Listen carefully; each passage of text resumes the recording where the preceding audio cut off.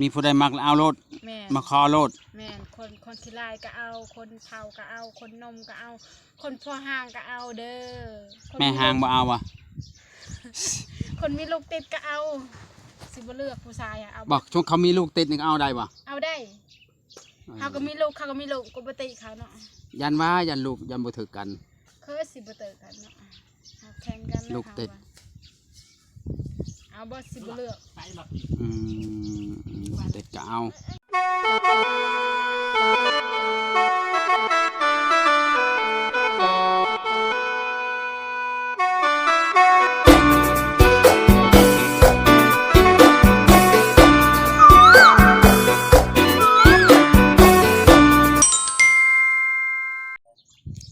ไม่ใช่นะคันสมมติว่ามีคนมักในจะมักคนแบบใดวันนี้สิบ่เลือกเอาเบิดวันนี้บ่เลือกนะบ่แม่นมีผู้ใดมักแล้วเอาโลดแม่นมาคอโลดแม่นคนขี้ลายก็เอาคนเฒ่าก็เอาคนนมก็เอาคนพ่อห้างก็เอาเด้อแม่หางบ่เอาวะคนมีลูกติดก็เอาสิบ่เลือกผู้ชายเอาบอกช่วงเขามีลูกติดนี่เอาได้บ่เอาได้เขาก็มีลูกก็บ่ติเขาเนาะยันว่ายันลูกยันบ่ถือกันคือสิบ่เตอกันเนาะแข่งกันลูกติดเอาบ่สิบ่เลือกลูกติดก็เอาแม่บ่มีลูกก็เอาแม่นโสดก็เอาบ่มีลูกอันนั้นมีลูกก็เอาโสดก็เอาผู้บ่าวเอาเบิดบ่เลือกไปเบิ่งสวนเจ้านางไปเบิ่งสวนเจ้าก็บ่ได้เบิ่งสวนชาวนางเฮิงก่อนชาวนางก็ปลูกผักปลูกหญ้าเนาะจะไปเบิ่งสวนชาวนางเพิ่นปลูกผักกินเนาะบ่ได้ปลูกมังแตงมาเนี่ยปลูกแตงหักออกมันยังบ่ได้เป็นปลูกแล้วบ่แต่ยังมันทันออกวะออกแล้วแต่มันยังบ่เลยมันทันยาวมันทันยาวของมันชาวนางปลูกแตงเพิ่นเฮ็ดสวนปลูกมักสลีก็ปลูกแล้วมันยังบ่ทันยาวมักแตงยังจะปลูกมักแตงเฮาตำกินบอกแตงกวาแตงจริงแตงก็ขายได้ธรรมดาแตงจริงลูกแตงกวาไปแล้วแตงกวาแตงจริงมาค่อยก็ลืมเลยบางโมได้บ่ได้ปลูกบ่ข้าวโพดปลูกข้าวโพดแม่นผักได้พังยังเนี่ยจะปลูกในเบิ่งรถในสวนมีหลายชนิดหลายอย่างหลายชนิดปลูกกินหรือปลูกขายปลูกขายก็มีปลูกกินก็มีไปเบิ่งสวนพี่น้องไปเบิ่งน้ำกันหันได้งัวเข่าแหละบ่งัวเข่าสวนแล้วงัวเข่าสวนชาวนางอะไรพี่น้องเอ้ยปลาตัวบรรยากาศยามเย็นเด้อพี่น้องเด้อเฮือนชาวนางอยู่ทุ่งนาซองลังพี่น้องคุณเด้อเฮือนชาวนางอันนี้เฮือนพ่อแม่แล้วนี่โอ้ผักกาดกำลังงามเนาะโอ้ผักกาดงามอยู่ยังใจปุ๋ยฉันก็กินได้แล้วนี่สดได้คนได้สนใจมาหาเบิ่งชาวนางว่าสดป้าผักเรางามความดุของข่อยนี่ข่อยผู้เดียวข่อย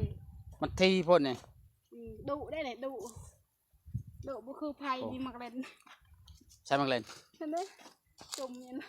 อันนั้นมักเล่นมันน่ะแม่นคือบอกขยายขยายรถมันใหญ่นะมันยังน้อยขยายได้แล้วทำนั้นบ่หาก็ยังโมโหนะโอ้ว่าจีเอาขอบผักมากินไปใช้ปุ๋ยอันนี้ก็ใส่ได้เด้เสียแล้วชาวนางเห็ดวันนี้สดเด้อป้ากวางเต้าได้ส่วนจะเนาะกวางได้เนาะเห็ดเผื่อผู้บ่าวได้นี่เห็ดเผื่อผู้บ่าวแม่นเผื่อผู้บ่าวมาหากินแล้วก็ให้เวลาเพิ่นมาเล่นนำมาเยี่ยมมายามเนาะแม่นจะได้กินเนาะให้กินฟรีได้ใส่มักแตงแดงกำลังเริ่มออกจังฟรีได้ค่ะผมปลูกมักแตงนำพี่น้องชวนชาวนางกวางได้อันนี้มักพริกเด้อผู้ใดสนใจเดี๋ยวมันมากเลยสิปิดให้มักแตงนี่อันนี้มักสลีนี่เพื่อชนะมันปลูกไปปลูกมาแคบโพดเนาะแม่นชวนน้อยโพดปลูกหลายอย่างจนเต็มผู้ใดสนใจคันมันมากเดี๋ยวสิปลูกเดี๋ยวสิให้ผู้บ่าวเนาะคันผู้ใดสนใจมาหาให้ฟรีให้ทั้งเจ้าของแล้วก็ให้ทั้งอันนี้ผักบัวยังเนี่ยบัวเลยกระโปงนี่ผักขยง อันนี้เลยผักบงขึ้นหน่อยเยอะตัวนี้ มัน ไผ่ปลูกตัวนี้ฮะ คอยเบิ โอ้ ด เหยียบมันละผักกระแยงผักกระงามคือเจ้าของเนาะ แมนผักกะงอง าม งาม ผักกระงามคือเจ้าของ แมน ผักกระงามคือเจ้าของพี่น้องเอ้ยมานั่งทางนี้ตอนนี้เนาะสวนสาวนางนั่งนี่ก่อนนั่งเบิ่งสวนสาวนางก่อน เด้อนี่เด้อผู้ใดสนใจมากินก้อยกุ้งสาวเฮือนสาวนางเด้อจิให้ อยู่พุ่น ทั้ ยัง งแบบ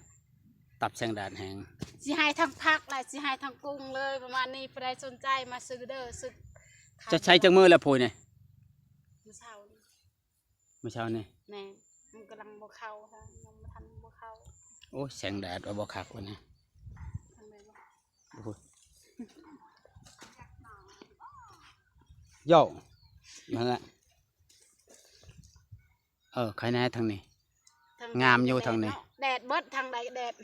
นี่ผักนี่ผู้ใด บรร สนใจ ยากาศยามแรงพี่น้อง โซเด้อโซเด้อ ปลูกลายชำนี้ปลูกขายและปลูกกิน ปลูกไข่คันว่า ขายน้ำกินน้ แม่นคันผู้บ่าวมาหาก็สิให้ฟรี ำเลือกกินก็ขาย แม่น เลือกขายก็กิน แม่น ป้าตอนนั้นก็กินก้อยกุ้งเนาะผักกาดเนาะ ผู้ใดสนใจมาหาเด้อผู้ใดจะกินก้อยกงนี่สดๆเลย ผักกาดหึ่นมานั่นน่ะ แต่ถ้าก็บ่ฮู้นะ ผักหอมปลอมก็มี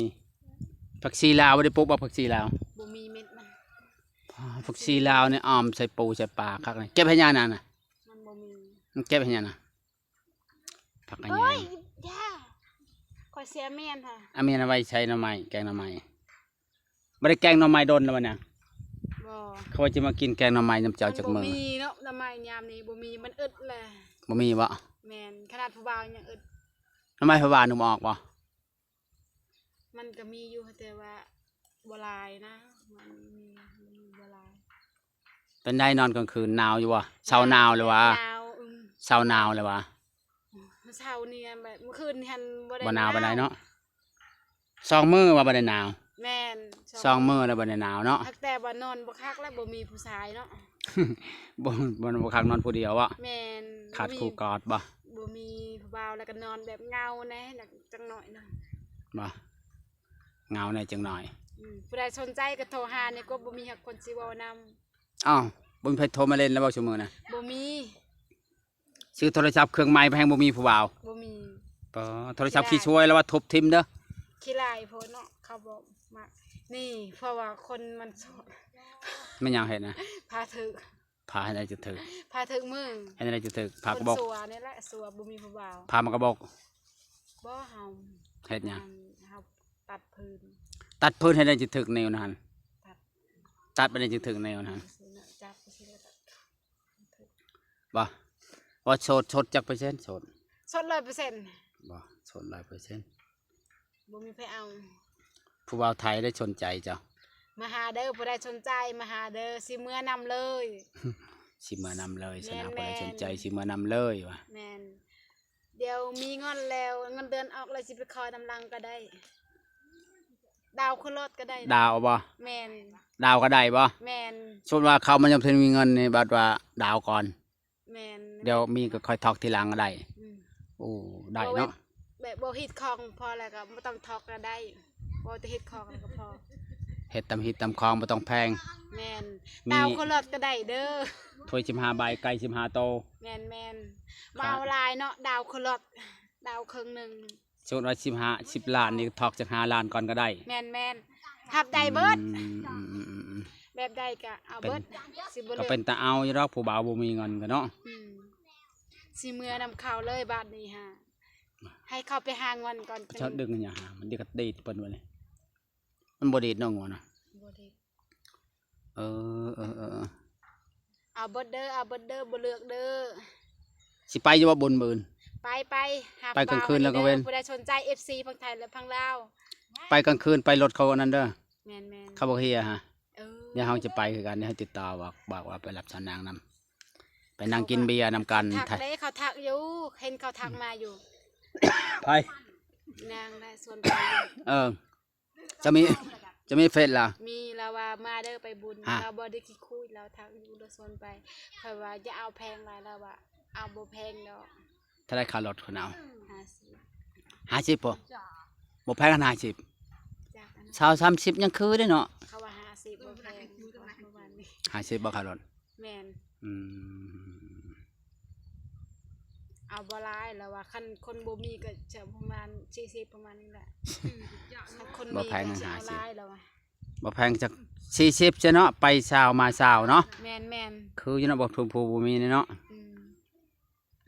สาวนางคนโสดปลูกผักปลูกพริกปลูก นี่ พริกปลูกหยัง ำ เพิ่นปลูกทุกอย่างพี่น้องเอ้ยนี่ ไปเบิ่งรถกำลังตอนมันมากนี่ กำลังงามเนาะ เข้าบ่ได้เลยตอนมันมา พอดีปีนี้บ่ได้มันปลูกห่างปีแล้วนี่จะปลูกทีโพนทั้งงามอีกวันนี้เป็นระ สามี เบียบ ได้ให้ปลูกตอนนั้นก็จะได้ เป็นระเบียบ ข้าได้เลยมันใหญ่ อันนี้มันเป็นระเบียบแน่นี่ก็หดง่ายแน่เนาะ อืม หดก็ง่ายจะบ่ได้ห้ามน้ำบาดแบบนี้ เอาได้ ปล่อยน้ำใช่เลย แม่น ปกติ คันมีผู้บ่าวก็สิพาไปหามอยู่อยู่ ปกติเจ้าห้ามน้ำคือปีเนาะปีนี้บ่ได้ห้ามเนาะ แม่น ได้น้ำสร้างได้สบาย แม่น ได้ขึ้นมาเลยเนาะ แม่น ปอผักนี่พอดีกินก้อยกุ้งเนาะนาง เนาะผู้ใดสนใจมากิน งามมะลิผักสาวนางนะเบิ่งกว่า ผู้ ผม ใดสนใจมากินซอยนี่เด้อสิกินให้ งาม ผู้ มะลิ ข้าวผู้บ่าวได้หาง ามคักงามแน่พี่น้องเอ้ยสาวนางปลูกอันนี้ นี่ ผักบุ้ง ผักนี่ ผักบุ้งมีผักกาด อืม เพิ่นใส่ปุ๋ยเพิ่นว่าใส่จังมื้อเลยเนี่ย อันนี้ว่าประมาณเมื่อว่าเช้านี่นะ มื้อเช้านี้ แม่น อ๋อ ข่อยมีสองส่วนได้ผู้ใดสนใจก็มากินซอย ส่วนตัวนั้นใส่ว่าปุ๋ยส่วนตัวนั้น บ่ได้ใส่ เป็นไม่งามคือชื่อกัน งามกว่านี้อีก บ่ แม่นอยู่พุ่นนี่ ไปหน้าไปเอากินนางอยาก ไปก็ไป บ่มีผักกินไปเบิ่งสวนชาวนางอยู่พุ่นอีกแล้วพี่น้องเด้อว่าสวนเรามี2สวนแต่สวนนั้นบ่ได้ใส่ปุ๋ยบ่นาง แม่นแม่บ่ ไป ได้ ไปเบิ่งสวนชาวนางเขามีอีกสวนหนึ่งพี่น้องโอ้โหชาวนางนี่ วัน ดุ นี้หาก็ ดี ใส่ตัวนั้น เฮ็ด2สวนเลยพี่น้อง